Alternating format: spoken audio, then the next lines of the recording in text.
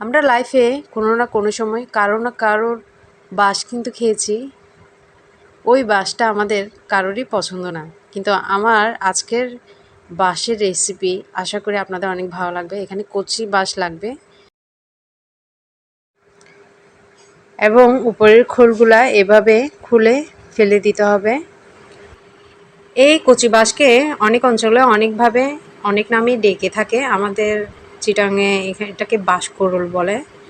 এখানে কচি অংশগুলো নেওয়া হবে এবং যেগুলো শক্ত অংশ সেগুলো এখানে রান্নায় ইউজ করা হবে না। আমি সবগুলো এখানে কেটে নিয়েছি।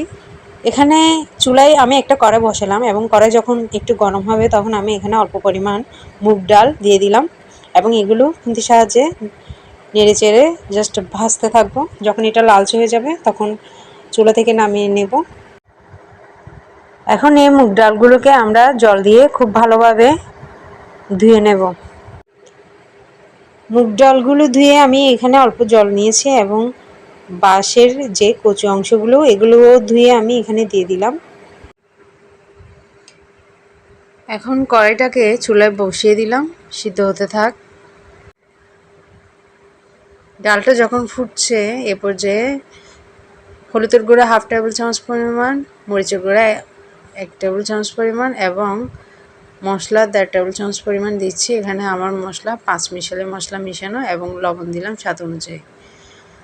দেন এগুলোকে একটু ভালো করে মিশিয়ে দিচ্ছি। এখানে অ্যাড করছি আদা বাটা 1 টেবিল চামচ পরিমাণ এবং এটাও মিশিয়ে দিচ্ছি। 2টা তেজপাতা এখানে ছিঁড়ে দিয়ে দিলাম।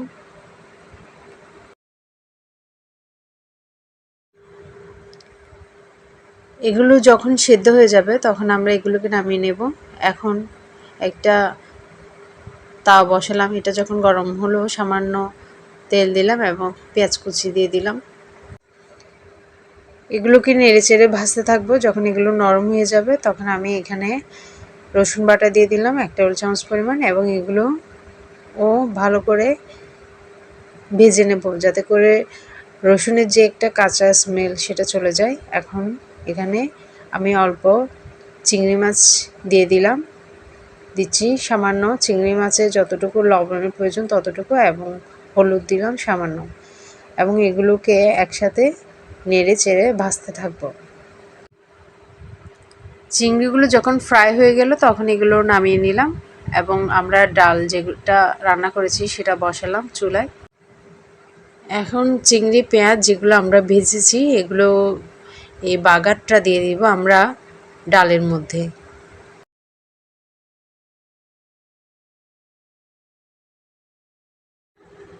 এখন এগুলোকে ভালো করে মিশিয়ে নেব। মেশানো হয়ে গেলে এখানে ঢাকনা দিয়ে দেব 5 মিনিটের জন্য।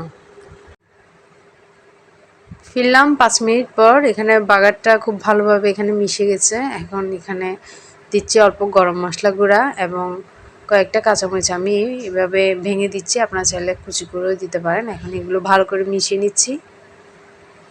মিশানো হয়ে গেলে আমি এখানে ঢাকনা দিয়ে দিলাম। ফিরলাম 2 মিনিট পর। এখানে একটু ঝোল টাইপের দেখা যাচ্ছে, কিন্তু এটা যখন ঠান্ডা হবে তখন এটা আরও গাঢ় হয়ে যাবে। অনেক মজা, এটা একবার খেলে বারবারই খেতে ইচ্ছে করবে এমন একটা রেসিপি।